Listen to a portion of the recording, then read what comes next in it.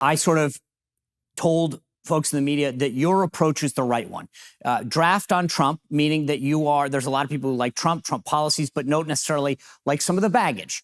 And you are presenting yourself, and I don't mean to speak for you, but it seemed to me as though you were presenting yourself as the alternative to Trump, maybe without some of the baggage. The question I have for you, though, if my proposition is correct and you sort of become the one-on-one with Trump as the process moves forward, are you concerned at all that Trump, right now, when I spoke to Donald Trump Jr. after the debate, he spoke very well of your performance. But right now, I question how that dynamic changes once it ever became a one-on-one race. Does Donald Trump then turn his ire and his attacks on you, and does that change the strategy? Well, certainly I'm not going to be turning ire on him. I truly believe he was a great president, and I'm grateful for what he did to this country. I just think that I can build on that foundation to go even further. Fact of the matter is, I expect Donald Trump to be my most valued advisor and mentor during my first year as our next president. I don't want to reinvent the wheel. I want to actually learn from where he left off, understand where he might have fallen short or wanted to do things better. Great. I want that head start. I believe Donald Trump is a patriot, and I believe that he will serve in that capacity to help me succeed in that role. The fact is, I'm 38, though. I have fresh legs. I'm not yet jaded and cynical and tired. I think it takes somebody whose best days are still yet ahead of himself to see a country whose best days are ahead of itself as a nation too. And that's why I think it has to be me in taking our America First agenda to the next level. I can reunite this country. I'm not yet having an effect on people where 30% of this country is becoming psychiatrically ill when I'm in office. Right. That's not Trump's fault, but it's just a fact of what happens in this country. And so I expect him to be somebody who serves as an important mentor and an advisor in that first year in office. I'm going to value that. I've been very clear that I would pardon him. I've been very clear that I think, and I stand by it, that he is the best president of the 21st century by far. But are you worried about the attacks? But I want to build on that foundation and go further. Are you concerned? I mean, but that's great. And I think everybody So I'm not concerned that he's going to attack. I don't expect him to. Okay, but you wouldn't go back at him. If he comes after you, you're not going to... I don't think he's going to come after me, actually. I do. think we're both patriots who share a vision for the America First agenda. And I think America First, it does not belong to either of us. Right. It doesn't belong to Trump, and it doesn't belong to me. It belongs to the people of this country. And I think if both of us approach it with that spirit, then I think we're going to have a great result for the country, no matter who wins. And I'm going to make the case for why I think it should be me. One place that I thought was interesting that you did show up, and this is years ago, a clip has resurfaced of you in the audience at Hardball questioning Al Sharpton. When you questioned Al Sharpton, though, you said, and this is back when Kerry and Edwards and others were running, you had talked about them being in this audience and showing up, and then you questioned Sharpton and you said, why should I vote for you if you're the least experienced? Reverend Sharpton, hello, I'm Vivek, and I want to ask you, last week on the show we had Senator Kerry, and this week and the week before we had Senator Edwards, and my question for you is, of all the Democratic candidates out there, why should I vote for the one with the least political experience? Well, you shouldn't, because I have the most political experience. So here's the question. It's a fair question now for you among the same, it's almost the same dynamic. You got these senators and former governors, et cetera. Yeah. So how would you answer the same question that younger Vivek asked?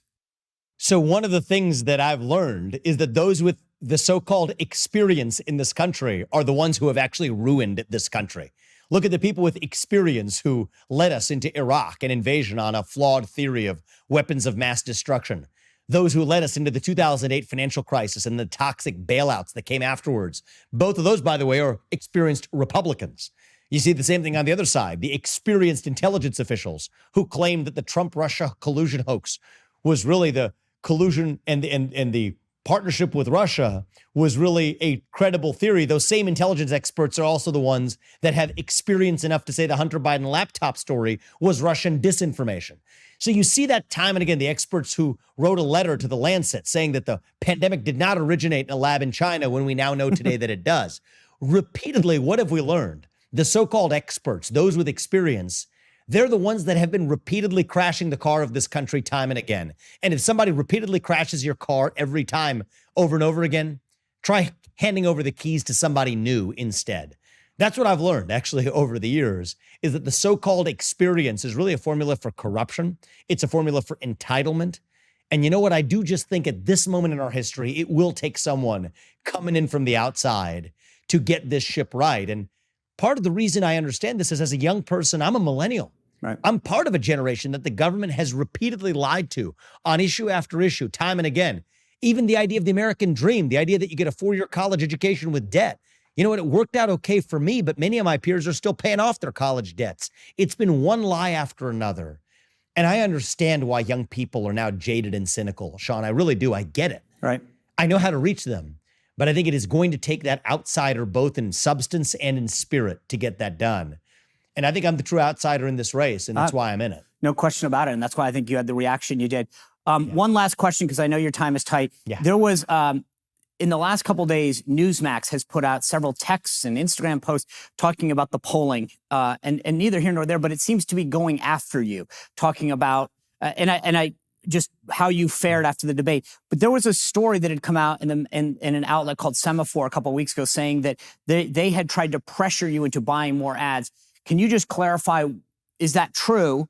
And do you think that that's why their posts and such target you in a way that might not be fairly? Well, I have seen a difference in coverage since that story came out from Semaphore. So that's just a fact. And I think you and others have apparently noticed it too. I didn't provide that information to Semaphore, but Semaphore did report that Newsmax said that, you know what, one of the ways we could get more coverage was through advertising. And so, look, I want to be respectful to colleagues across the political spectrum. People can look at the facts and form their own judgments about which candidates have been or had purchased ads and have been, treated in a certain way on that network, even some candidates who weren't on that debate stage. But, I'm not in this race to disparage or to, embarrass anybody else. I'm in this race to speak the truth about what I stand for and where we're headed. All I will say is it has been very educational for me to see how corrupt the existing political media establishment is. And that's not limited to right-wing or left-wing. It's just a broken system, the super PAC puppetry of the way partisan politics is run.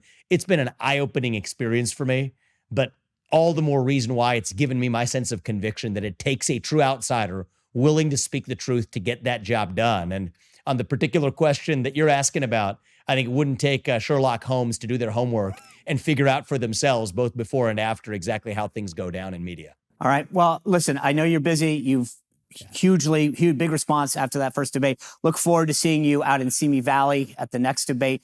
Congratulations on your success since the debate. Be safe on the campaign trail, and we'll see you back.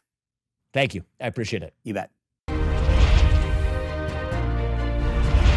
Well, if you enjoyed this content, make sure you click the link below to find out more, or you can go to SeanSpicerShow.com to stay up to date on all my content.